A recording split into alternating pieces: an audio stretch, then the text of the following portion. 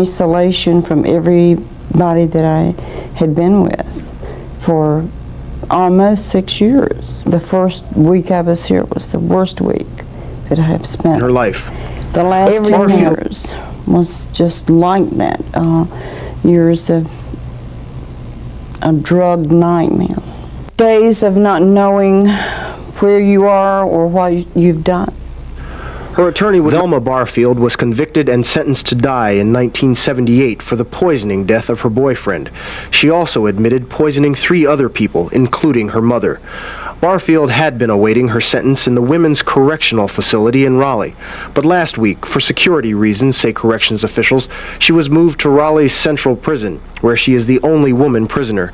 She now waits in virtual isolation in a cell just across from the execution chamber, a constant reminder, she says, of her likely fate. It's total, de la madrugada, el 2 de noviembre de 1984, la prisión central de Raleigh, Carolina del Norte. El pasillo estaba en silencio. Una abuela de 52 años caminaba despacio hacia la cámara de ejecución, sin forcejeos, sin lágrimas, sin súplicas de último momento. Vestía un pijama de algodón rosado, su propia elección. Ella misma lo había escogido. Los guardias la llevaron hasta la camilla. Se recostó, dejó que la sujetaran. Antes de que comenzara la inyección, pronunció sus últimas palabras. Sé que todos han pasado por mucho dolor, todas las familias involucradas, y lo siento, y quiero agradecer a todos los que me han apoyado durante estos 6 años. Luego, silencio. 15 minutos después, Margie Velma Barfield estaba muerta, la primera mujer ejecutada en los Estados Unidos en 22 años, y la primera en la historia del país en morir mediante inyección letal. La prensa la llamó la abuela del corredor de la muerte. Pero esto es lo que las cámaras nunca mostraron. Durante casi una década, esta abuela tranquila y devota había estado envenenando a las personas que más confiaban en ella. 6 personas, y cada vez salió impune. ¿Cómo? Eso es exactamente lo que estamos a punto de descubrir. Bienvenido al canal. Si eres nuevo aquí, suscríbete y activa las notificaciones. Quédate con nosotros, porque la historia de cómo Velma Barfield terminó sobre esa camilla es una que no vas a olvidar. Antes de hablar del crimen, necesitas conocer al hombre en el centro de todo. Su nombre era Rowland Stewart Taylor. Stewart era un agricultor de tabaco del condado de Robeson, Carolina del Norte. Un hombre callado, un hombre reservado, del tipo que aparece, hace su trabajo y no busca problemas. Quienes lo conocían lo describían siempre igual, estable, generoso y confiado. Era viudo, andaba por los 60 años. No buscaba complicaciones, no buscaba dramas, solo vivía su vida. En 1977, Stewart comenzó a salir con Velma Barfield. Con el tiempo, ella se mudó a su casa. Para los que los rodeaban, vecinos, conocidos de la iglesia, parecían una pareja completamente ordinaria. Nada llamaba la atención, nada generaba sospechas, pero había un detalle que nadie conocía en ese momento. Stewart Taylor era pariente de Dolly Edwards, una mujer a quien Velma ya había envenenado meses antes. Él no lo sabía. Nadie se lo dijo, nadie conectó los puntos. Stewart no tenía antecedentes penales, no tenía enemigos, no había ninguna razón en el mundo para que alguien quisiera hacerle daño. Entonces un día empezó a notar que desaparecía dinero de su cuenta bancaria, pequeñas cantidades al principio, luego más. Los registros judiciales muestran que Velma había estado falsificando cheques de su cuenta para comprar medicamentos con receta. Stewart empezó a hacer preguntas. Nunca tuvo la oportunidad de terminar de hacerlas. Para entender en qué se convirtió Velma Barfield, hay que entender de dónde venía. Nació como Margie Velma Bullard el 29 de octubre de 1932. En una pequeña granja de tabaco y algodón en la zona rural de Carolina del Sur. Era una de 9 hijos. La familia tenía muy poco dinero. Lo que sí tenían era religión estricta y disciplina severa. Su padre la golpeaba con regularidad. Su madre nunca intervenía. Velma diría después que creció con miedo constante dentro de su propio hogar. Así que a los 17 años hizo lo único que se le ocurrió. Abandonó la escuela y se casó con su novio, Thomas Burke. No corría hacia algo, huía de algo. Para el mundo exterior, Velma era exactamente lo que parecía: una esposa dedicada, una madre trabajadora de 2 hijos y una mujer fiel que iba a la iglesia, sin escándalos públicos, sin señales de alerta visibles, nada que hiciera a un vecino detenerse a mirar 2 veces. Luego, a mediados de los años 60, todo comenzó a cambiar. Thomas Burke sufrió un grave accidente automovilístico. Las lesiones lo dejaron con dolor crónico y recurrió al alcohol para sobrellevarlo. Al mismo tiempo, Velma fue sometida a una histerectomía y desarrolló un fuerte dolor de espalda.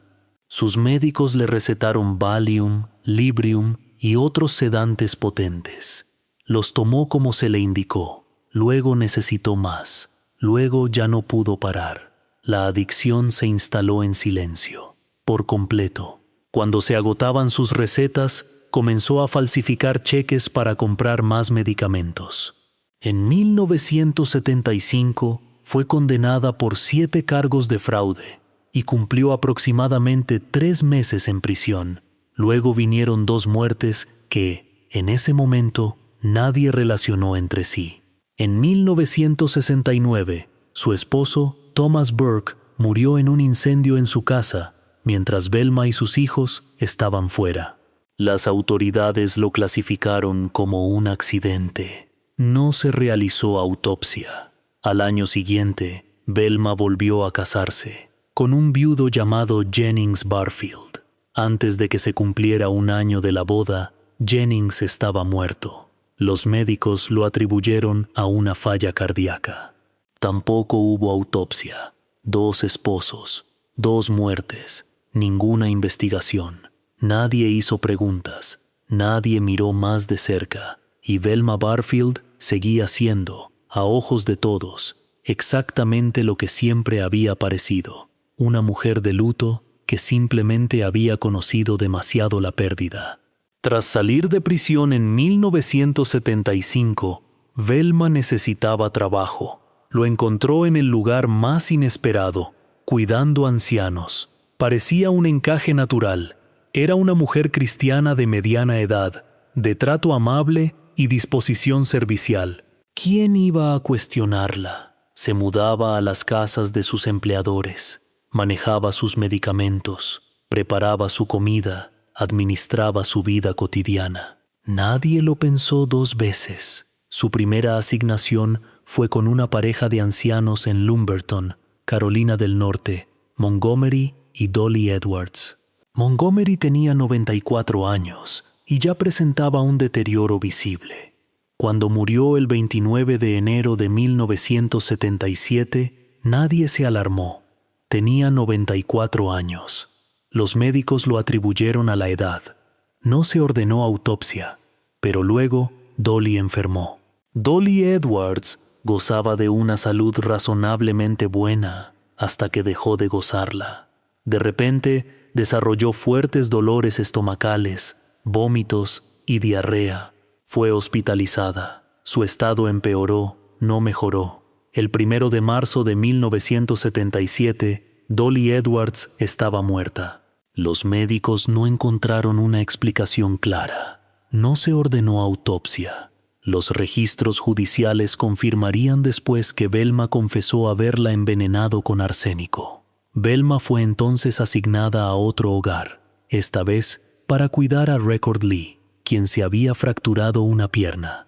El esposo de Record, John Henry Lee, era anciano, pero no estaba gravemente enfermo. No hasta que llegó Velma. El 4 de junio de 1977, John Henry Lee murió tras varios días de intensos dolores estomacales, y en el pecho, vómitos y diarrea, los mismos síntomas exactos que Dolly Edwards. Sus médicos lo llamaron una gastroenteritis severa. No se hicieron más preguntas. Velma confesaría también ese asesinato. Hay que ver el patrón. Cada vez, la víctima desarrollaba los mismos síntomas brutales. Cada vez, Velma era quien estaba en la casa, cocinando, manejando la medicación, desempeñando el papel de enfermera dedicada. Cada vez, los médicos veían un caso aislado y seguían adelante. Nadie comparaba notas, nadie miraba el cuadro completo. Para ese momento, contando a Thomas Burke, Jennings Barfield y su propia madre, al menos 6 personas vinculadas a Velma Barfield estaban muertas. Todas las muertes habían sido clasificadas como causas naturales. Y Velma Barfield seguía siendo una mujer libre. Hay algo que hace este caso aún más perturbador. Velma actuaba sola, sin cómplices, sin un plan elaborado en compañía de nadie. Todo lo que hizo, lo hizo por sí misma, en silencio, metódicamente, sin despertar ni un solo momento de sospecha. Su arma era veneno para ratas a base de arsénico. Era de venta libre, era barato y era prácticamente inodoro. Se podía mezclar con comida o bebida sin que la víctima lo notara jamás. Los registros judiciales confirman que eso fue exactamente lo que hizo. Lo mezclaba en los alimentos y bebidas de sus víctimas, cosas que ellos aceptaban sin dudar, recibidas de manos de alguien en quien tenían todas las razones para confiar. La razón por la que el método funcionaba tan consistentemente se reduce a un solo hecho. El envenenamiento con arsénico es casi idéntico a una enfermedad gastrointestinal severa. Vómitos, diarrea, calambres estomacales, debilidad. En pacientes ancianos, esos síntomas se descartan fácilmente como un virus, una complicación cardíaca o simplemente el cuerpo cediendo ante la edad. No había forcejeos, no había heridas visibles, no había una escena del crimen evidente. Solo requería proximidad y acceso, y como cuidadora de planta, Velma siempre tuvo ambos. Estuvo junto a cada cama, habló con cada médico, lloró en cada funeral. Su reputación como mujer cristiana y devota la hacía parecer no solo inocente, sino ejemplar. Nadie miraba a la persona que les ofrecía el vaso. Si este caso ya los tiene al borde de la pantalla, no están solos. Denle like al video, compártanlo con alguien que disfrute el true crime y quédense con nosotros, porque el momento en que todo se derrumbó para Velma Barfield está por llegar. A finales de enero de 1978, Velma Barfield y Stuart Taylor llevaban meses viviendo juntos. Desde afuera, todo parecía normal. Una pareja tranquila, una vida sencilla, nada que sugiriera que algo andaba mal. Pero a puerta cerrada, Velma tenía un problema. Los registros judiciales muestran que llevaba meses falsificando cheques en la cuenta de Stuart, retirando dinero sin su conocimiento para sostener su dependencia a los medicamentos. Y Stuart había empezado a notarlo. Cantidades pequeñas que no cuadraban, dinero que no podía explicar. Algo no estaba bien, y él estaba empezando a descubrir que. Velma no se sentó a darle explicaciones, no recogió sus cosas y se fue, no confesó. En cambio, fue a la tienda, compró veneno para ratas a base de arsénico y lo llevó a casa. Poco después, Stuart empezó a sentirse mal. Comenzó con dolor de estómago, luego náuseas, luego vómitos. Los síntomas aparecieron gradualmente al principio, el tipo de malestar que uno podría atribuir a algo que comió o a un virus pasajero, pero no pasó, empeoró. Día a día, Stuart Taylor se deterioraba y Velma se quedó a su lado. Era atenta, preocupada. Le llevaba cerveza y té para calmarle el estómago. Lo revisaba, lo consolaba. Stuart no tenía ninguna razón para dudar de ella. Era su pareja, era la mujer que vivía en su casa, era quien lo cuidaba. Lo que no sabía era que cada bebida que ella le ofrecía contenía arsénico. No lo estaba ayudando a recuperarse, estaba terminando lo que había comenzado. El 1 de febrero de 1978, el estado de Stuart se había deteriorado tan bruscamente que fue trasladado de urgencia al hospital. Velma fue con él, habló con los médicos, esperó en la sala de espera. Mantuvo la apariencia de una mujer absolutamente aterrada de perder al hombre que amaba. El personal del hospital no tuvo razón alguna para mirarla 2 veces. 2 días después, el 3 de febrero de 1978, Stuart Taylor estaba muerto. Andaba por los 60 años. No tenía enfermedades previas graves. No había heridas visibles. No había señales de lucha. Solo un hombre que se había enfermado y nunca se recuperó. Había funcionado antes. Cada vez había funcionado. Pero esta vez, la familia de Stuart se negó a aceptar la explicación. No estaban conformes con un entierro tranquilo y una causa de muerte vaga. Exigieron una autopsia. Los médicos forenses cumplieron. Cuando llegaron los resultados, no había ambigüedad. Se encontraron niveles letales de arsénico en el organismo de Stuart Taylor. No había muerto de gastroenteritis, no había muerto de falla cardíaca, había sido envenenado deliberadamente. Los investigadores comenzaron a cerrar el cerco sobre Velma casi de inmediato. Pero antes de que pudieran actuar formalmente contra ella, el teléfono de la comisaría sonó. Al otro lado de la línea estaba la propia hermana de Velma, llorando, apenas capaz de hablar, diciéndoles a los investigadores que Velma había envenenado a Stuart Taylor, y luego dijo algo que detuvo a todos en seco. Les dijo que esta no era la primera vez. La mujer que había engañado a médicos, familias y a toda una comunidad durante casi una década estaba finalmente expuesta, no por la ciencia, no por la vigilancia, sino por su propia sangre. Stuart Taylor estaba muerto y Velma Barfield no perdió ni un instante. En los días que siguieron hizo exactamente lo que siempre había hecho. Se ocupó de los arreglos funerarios, habló con los familiares, se presentó como una mujer destrozada por el dolor, la compañera devota que había perdido a alguien que amaba. No hubo pánico visible. No hubo una desaparición repentina. No hubo cambios bruscos en su comportamiento. Era serena, colaboradora y desconsolada. Al menos eso era lo que quería que todos vieran. Pero los registros judiciales cuentan una historia completamente distinta. Velma había estado falsificando cheques sistemáticamente en la cuenta de Stuart durante los meses previos a su muerte. No se trataba de cobrar un seguro de vida, no era por herencia. Cada cheque falsificado, cada monto robado, cada transacción fraudulenta llevaba al mismo destino: comprar medicamentos con receta. Stuart Taylor no murió por lo que tenía, murió por lo que estaba a punto de descubrir. Mientras tanto, su familia ya hacía preguntas incómodas. Su enfermedad repentina, su deterioro acelerado y su muerte no les cerraban. Fueron ellos quienes exigieron la autopsia. Fueron ellos quienes se negaron a dejarlo pasar.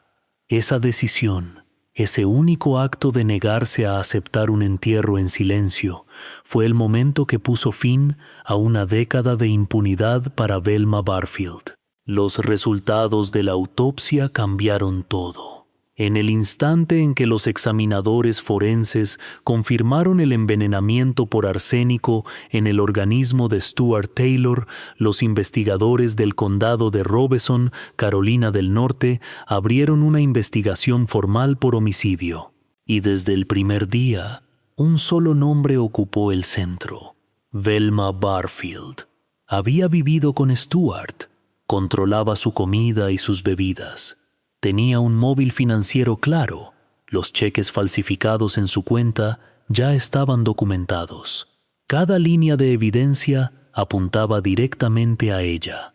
Pero hay algo que hacía este caso inusual. Velma no tenía una coartada que defender. porque nunca había intentado estar en otro lugar.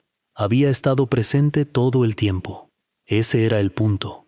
Su rol como cuidadora hacía que su presencia constante no resultara sospechosa, sino completamente esperada. Se había ocultado a plena vista. Cuando los investigadores revisaron la cronología de la enfermedad de Stuart, algo más saltó a la vista. Durante los días en que él se deterioraba en casa, Velma no había hecho ninguna llamada para reportar algo inusual, ninguna llamada a su médico, ninguna llamada a su familia. Y los registros judiciales muestran que seguía falsificando cheques en su cuenta incluso mientras él agonizaba. Cuando los detectives se sentaron frente a ella en una entrevista, estaba tranquila, no nerviosa, no llorosa, tranquila. Luego llegó la llamada telefónica que desgarró el caso. La propia hermana de Velma contactó a los investigadores, llorando, temblando, y comenzó a nombrar víctimas. No solo Stuart Taylor, mencionó otros nombres: el hogar de los Edwards, el hogar de los Lee, la propia madre de Velma. Los investigadores ya no estaban ante un solo envenenamiento.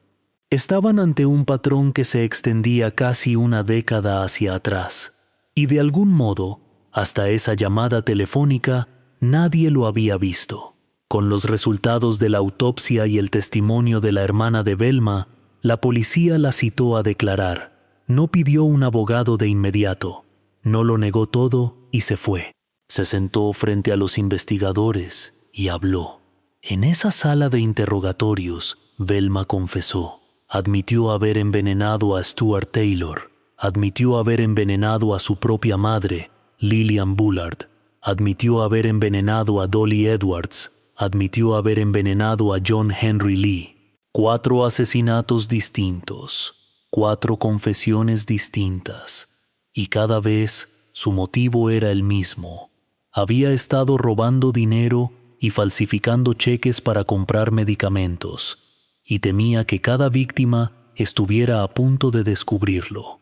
Mató para guardar su secreto, pero hubo 2 muertes que se negó a asumir. Velma no admitió haber matado a su primer esposo, Thomas Burke, quien murió en el incendio de 1969, y no admitió haber matado a su segundo esposo, Jennings Barfield. Los investigadores no habían terminado. Ordenaron la exhumación del cuerpo de Jennings Barfield. Cuando llegaron los resultados del análisis forense, se encontraron rastros de arsénico en sus restos. Velma lo siguió negando. Para cuando los investigadores expusieron todo el cuadro, la evidencia formaba una imagen clara e innegable. El arsénico en la autopsia de Stuart Taylor, las 4 confesiones. El arsénico en los restos exhumados de Jennings Barfield, los registros financieros mostrando un patrón sistemático de falsificaciones vinculado a cada víctima. La misma mujer, el mismo método, la misma historia de cobertura, cada vez. Velma Barfield había confesado 4 asesinatos, pero solo sería juzgada por 1. Los fiscales tomaron una decisión deliberada. El caso de Stuart Taylor tenía todo lo que necesitaban. Una autopsia que confirmaba el arsénico, falsificaciones financieras documentadas y una confesión completa. Era sólido, era irrefutable. No necesitaban los demás. El juicio tuvo lugar en el condado de Robeson, Carolina del Norte, en diciembre de 1978. Los fiscales presentaron el caso con precisión: arsénico en el cuerpo, cheques falsificados en la cuenta, Velma viviendo en la casa, controlando cada comida y cada bebida, acceso, móvil y oportunidad, todo apuntando a la misma persona. La defensa no disputó los hechos. En cambio, pidió al jurado que considerara la adicción de Velma a los medicamentos como contexto, no como justificación, sino como un factor que la había llevado a un lugar desesperado y destructivo. El jurado no se conmovió. Luego llegó el momento que paralizó la sala. La doctora Dorothy Otnow Lewis, psiquiatra y reconocida autoridad en conducta violenta, tomó la palabra. Declaró que Velma sufría de trastorno de identidad disociativo.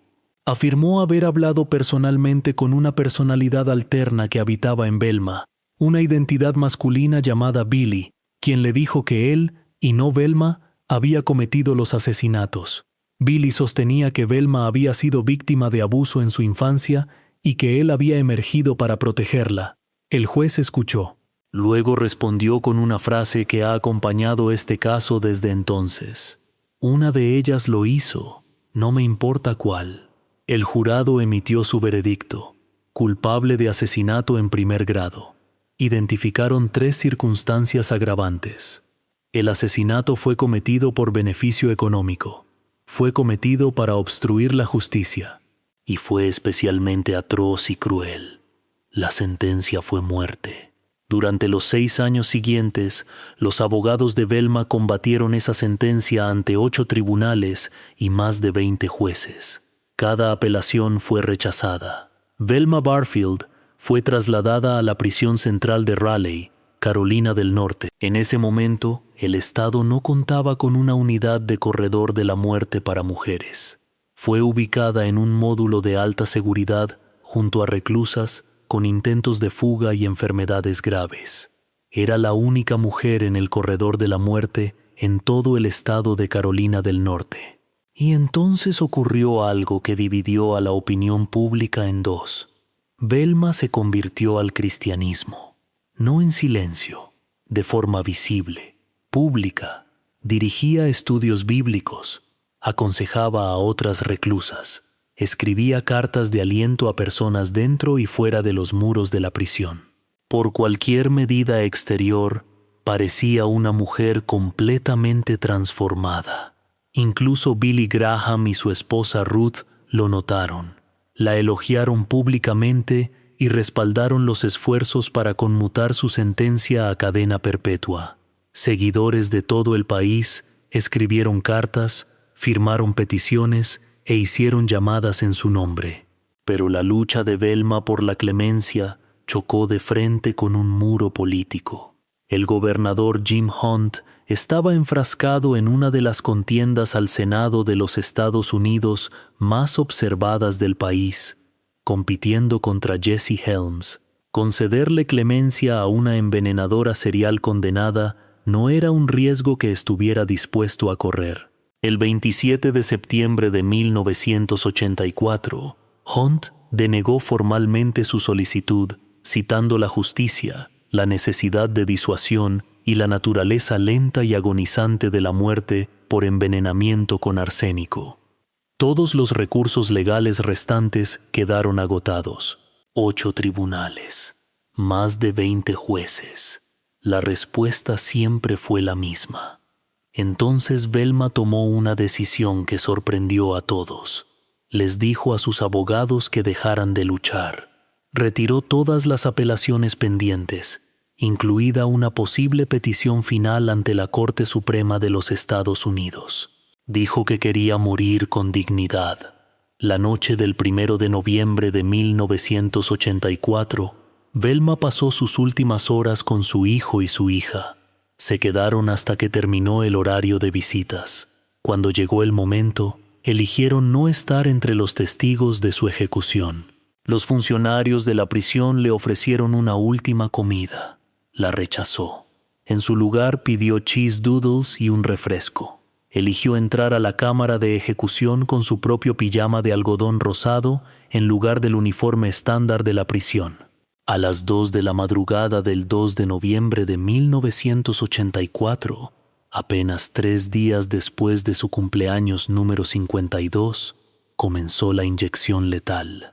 A las 2:15 de la madrugada, Margie Velma Barfield fue declarada muerta. Había solicitado que sus órganos fueran donados. Su corazón no pudo reactivarse y no fue posible trasplantarlo, pero sus córneas y parte de su tejido cutáneo sí fueron donados exitosamente. Su cuerpo fue enterrado en un pequeño cementerio rural de Carolina del Norte, junto a su primer esposo, Thomas Burke. Posteriormente se estableció una unidad de corredor de la muerte para mujeres en el Centro Correccional para Mujeres de Carolina del Norte, consecuencia directa del vacío que su caso había dejado al descubierto. Esto es lo que los crímenes de Velma Barfield representaron en total. No hubo grandes herencias, no hubo fortunas en seguros de vida. Cada persona que envenenó murió porque ella falsificaba cheques y robaba pequeñas cantidades de dinero para sostener su adicción a los medicamentos. Ese era el secreto que mató para proteger. Nunca se recuperó, nunca logró liberarse. Simplemente se quedó sin víctimas que confiaran en ella antes de que alguien finalmente hiciera las preguntas correctas. Las familias de Stuart Taylor, Dolly Edwards, John Henry Lee y las demás víctimas no recibieron restitución formal, no hubo ceremonia de cierre, solo la certeza de que quien les arrebató a sus seres queridos había sido llamada a cuentas, y ya no estaba. Ella dijo que lo sentía, y quizás lo decía con sinceridad, pero el arrepentimiento no devuelve a ninguna de las personas que le tendieron un vaso y confiaron en ella por completo. ¿Qué momento de esta historia los impactó más? Déjenlo en los comentarios, los leemos todos. Y si esta historia los marcó, suscríbanse al canal. Cada semana hay un nuevo caso. Los vemos en el siguiente.